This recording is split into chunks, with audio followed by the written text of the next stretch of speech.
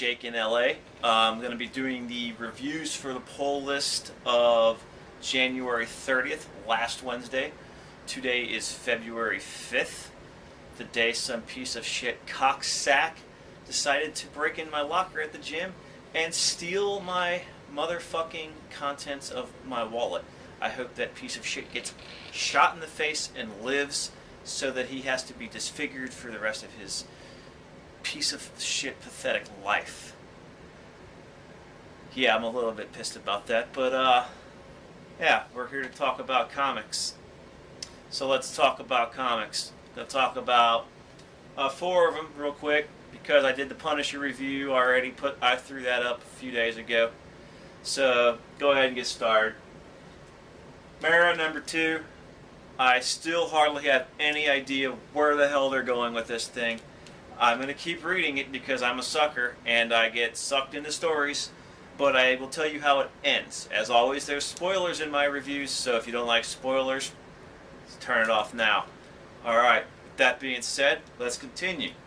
Mara number 2. As I said before, she's a volleyball player and in some society obsessed with sports. She's endorsed, and now she's like, after she collapsed on the field in number 1, now in number 2, she has this weird super type of power where she's hitting the volleyball so hard that she's breaking other girls' arms at the school she's at, and then it ends with this broad shooting herself into space. So yes, now this bitch has become what, some type of superwoman and shooting herself flying into space, and that's how it ends, with the Mara Broad flying into space.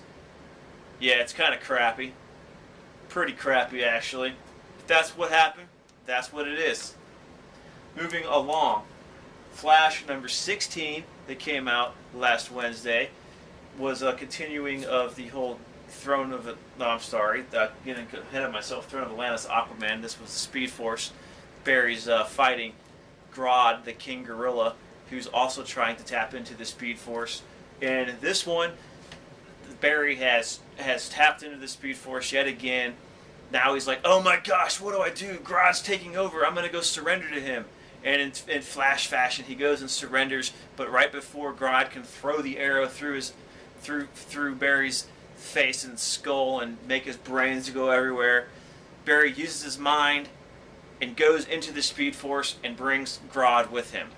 So now these two are in the Speed Force, into the Speed Force, and Grodd and him are like, oh, we're in the Speed Force, I'll get more powerful. And Barry's like, no, you will not get more powerful because I am king of the Speed Force.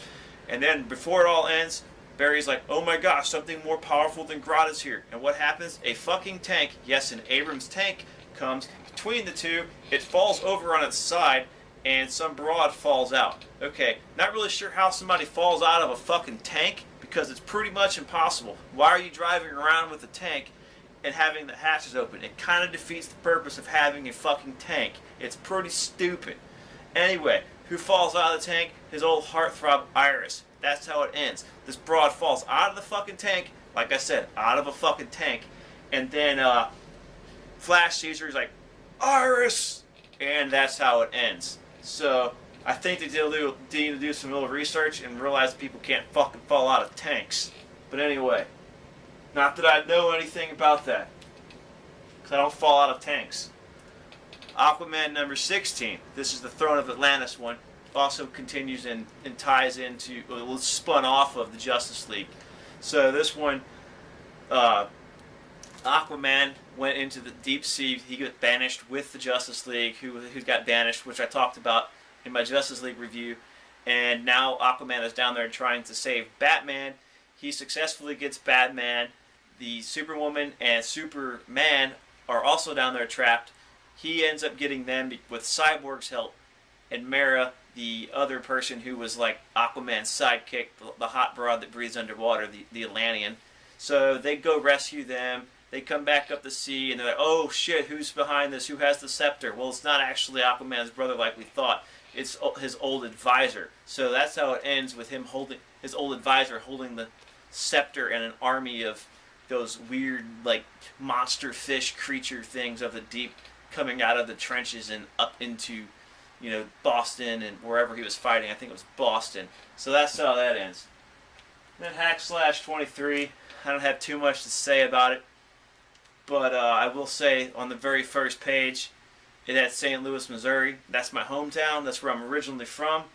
And it did a pretty fucking good job of showing how that place actually is, because the very first page has this super fat broad. Like, I'm talking 5'2", 450-pound broad, drinking a fucking soda pop and eating some candy, answering a phone with while she's smacking her freaking dick suckers. So that's how that one started.